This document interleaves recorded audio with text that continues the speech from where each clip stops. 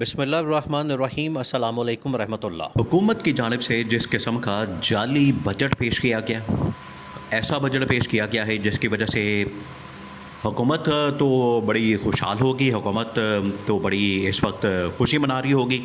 کیونکہ ان کے تمام پیسوں کا بندوبست ہو گیا، ان کے اخراجات کا بندوبست ہو گیا، ان کے ٹھیکوں کا بندوبست ہو گیا، ان کے کمیشن کا، کک بیکس کا، ان کے تمام معاملات کا تو بندوبست ہو گیا، اور عوام کا بیڑا غرق ہو گیا، عوام کا کچومر نکل گیا، عوام کی تباہی اور بربادی پھر گئی ہے، عوام کی اس وقت بری حالت ہو گئی ہے۔ ان برے حالات کے اندر عوام کو یہ جو لالی پاپ دیا جاتا ہے کہ بجٹ بڑا اچھا ہے، پاکستان ڈیفالٹ سے نکل گیا ہے، اب ترقی اور خوشحالی ہو رہی ہے، یہ تمام کے تمام جھوٹے اور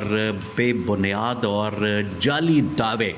عوام کی نظر میں بالکل فارغ ہو چکے ہیں۔ یہ اب نہ صرف فیصلہ دیکھیں، یہ جو بجٹ پیش کیا گیا ہے اس کے اندر نہ صرف عوام کی چیخیں نکل گئی ہیں، اور عوام کے اوپر جس طریقے سے ٹیکسوں کا بوجھ ڈالا گیا ہے، عوام کے اوپر جس طریقے سے مہنگائی کا بم پھوڑا گیا ہے، عوام کے اوپر جس طریقے سے انہوں نے تباہی اور بربادی کا ایک نیا سلسلہ شروع ہوا ہے، عوام تو آلریڈی ان سے بڑی پریشان ہے، لیکن اب اسٹیبلشمنٹ بھی ان سے تنگ آ چکی ہے، اب فوج بھی اور اب جد ناصب بھی ان سے تنگ آ چکا ہے، کیونکہ اب یہ سارا کا سارا ملبہ جو کہ اسٹیبلشمنٹ کے اوپر گرتا ہے۔ دیکھیں، آپ نے اس کو، یہ ایک بڑی باریک واردات ڈالی جاتی ہے، اور یہاں پر بڑی تھن لائن موجود ہے، اس تھن لائن کو جیسے ہی آپ ختم کر دیں گے تو آٹومیٹکلی یہ جو سپورٹ آج کل اسٹیبلشمنٹ کی جانب سے گورنمنٹ کو ملتی ہے، اور گورنمنٹ سمجھتی ہے کہ اسٹیبلشمنٹ ہمارے ساتھ بڑی یس ہے، ہم دونوں ایک پیج کے اوپر موجود ہیں، اور جتنی دیر تک ہم ایک پیج کے اوپر موجود ہیں ہمیں کوئی نہیں ہلا سکتا، ہمیں کوئی تنگ نہیں کر سکتا، ہمیں کوئی دو نہیں کر سکتا، ہماری حکومت کو کوئی گرا نہیں سکتا۔ تو یہ ان کی خام خیالی ہے، یہ اب ان کی غلط فہمی ہے، اور ان کو اب سمجھ آ چکی ہے، پتہ چل چکا ہے۔ دیکھیں، شہباز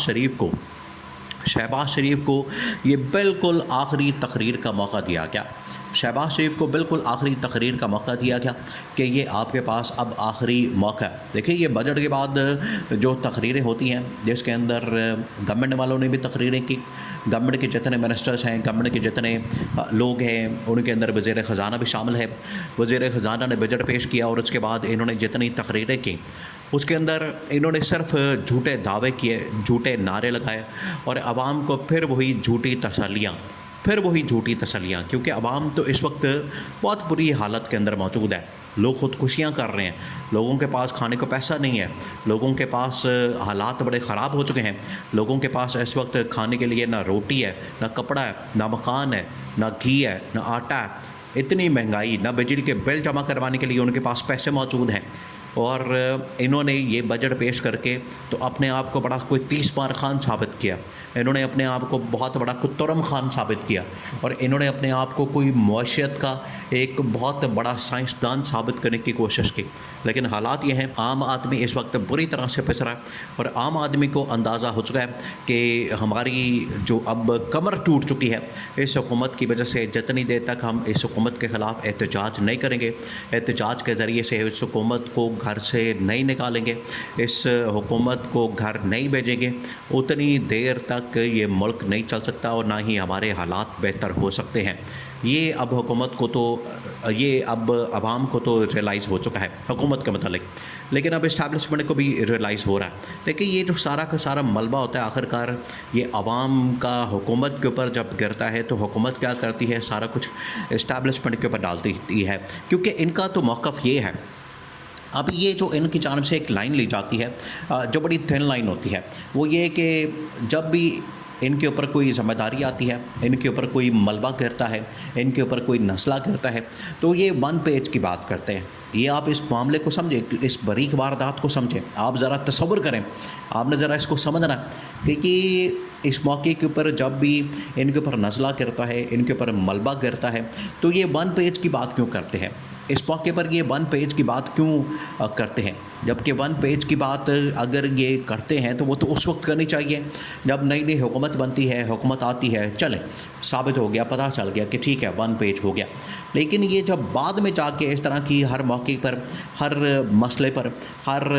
ٹائم کے اوپر یہ بات کرتے ہیں کہ ہم 1 پیج پر موجود ہیں، تو پھر اس کے پیچھے کوئی وجہ، اس کے پیچھے کوئی لاجک ہے، اس کے پیچھے کوئی ریزن ہے۔ اصل میں یہ جو حکومت کرتی ہے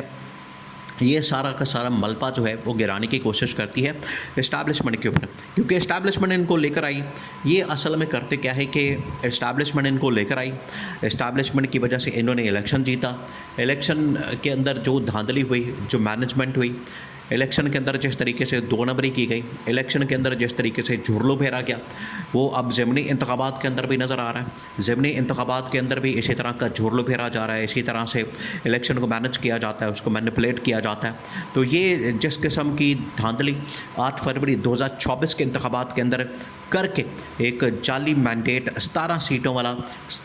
والا بھی کوئی وزیر اعظم بن سکتا ہے. یہ 17 سیٹوں والا وزیر اعظم بن کے بیٹھا ہوا ہے. ان کو جس طریقے سے مینڈیٹ دلوایا گیا، عمران خان کا مینڈیٹ چوری کر کے، پی ٹی آئی کا مینڈیٹ چوری کر کے، اس کے بعد اب یہ اسٹیج آ گئی ہے کہ ضمنی انتخابات کو بھی مینج کرنا پڑا ہے. اب یہ جو بجٹ دیا گیا ہے، بجٹ کے اندر تو عوام کی چیخیں نکل گئی ہیں اور اسٹیبلشمنٹ کے اوپر یہ ملبہ گرانے کی کوشش کی جا رہی ہے. اب گورنمنٹ یہ تاثر دے رہی ہے، گورنمنٹ کی جانب سے جتنی پریس کانفرنس کی گئی ہے، ان کی جانب سے جتنی بریفنگ دی گئی ہے، اور گورنمنٹ جو بھی اس معاملے کے اوپر بیان کر رہی ہے، وہ کیا کرتے ہیں؟ وہ کہتے ہیں کہ یہ جو بجٹ دیا گیا ہے، یہ تمام کے تمام سٹیک ہولڈرز، جس کے اندر گورنمنٹ بھی شامل ہے اور جس کے اندر ریاست کے ادارے بھی شامل ہیں، اسٹیبلشمنٹ بھی شامل ہے. تو اس وجہ سے ہم نے یہ ان کی مشاورت سے، اصل میں ایک اور اس میں چیز بیان کی جاتی ہے، وہ آپ سمجھیں،